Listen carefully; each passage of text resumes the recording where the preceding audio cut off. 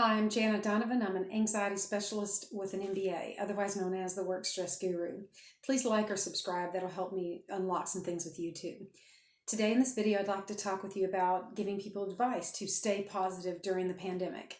We've all gotten good advice from our bosses, leaders, celebrities, billionaires to stay positive, and it is something that's very good for us. And being positive in a negative situation definitely allows us to survive incredible things like POW camps, trauma in childhood. The research is all there.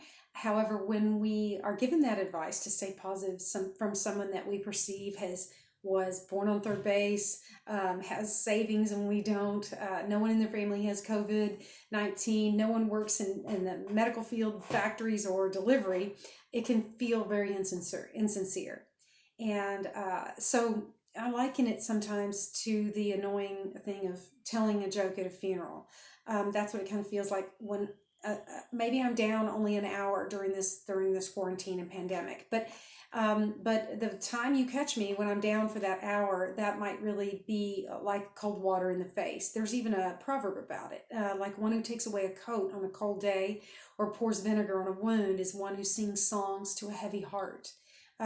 So I'd like to help us all know how to be, give out something that's very authentic, empathetic. Myself as a counselor, having to learn to understand where people are at and really not just tell them to cheer up or buck up. So anyway, here are 6 tips for us non-billionaires for ways we can advise other people to stay positive. And so anyway, number 1, listen first. That's hard for everybody. Number 2, ask, how are you? Really, how are you? Steve Farber, who wrote the book, Love is Just Damn Good Business. I just listened to a podcast for him, and he's definitely talking about ask the question, how are you? And wait for the answer. Don't just ask it and expect no answer. Number 3, be honest about your own relationship problems, fears, failures, and that you've had today. That's more authentic than talking about a struggle you had 2 months ago. Number 4, make a joke, perhaps at your own expense. And then number 5, if you're not that funny, which I may not be that funny, just sit with people, talk about what you're grateful for. Gratitude will rub off. And number 6, there's this idea of +1 in being positive. So you don't go whole hog. If they're at a 2, you don't want to come in at a 10. If they're at a 2, you want to come in at a 3, which is you just a little more positive than they're feeling right at that moment. And just something a little lighter to say, I'm with you, I'm here, we're making it through this hour. We've done it, we've survived.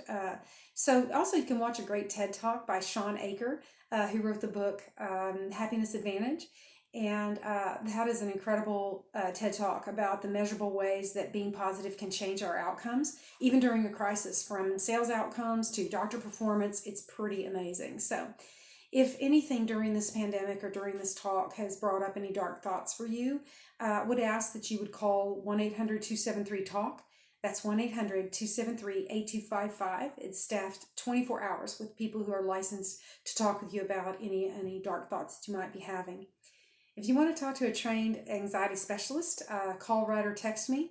And if I'm not licensed in your state, I'll help you find someone who is. My website is www.workstress.guru. Please like and subscribe. It'll help me out. I'm Janna Donovan.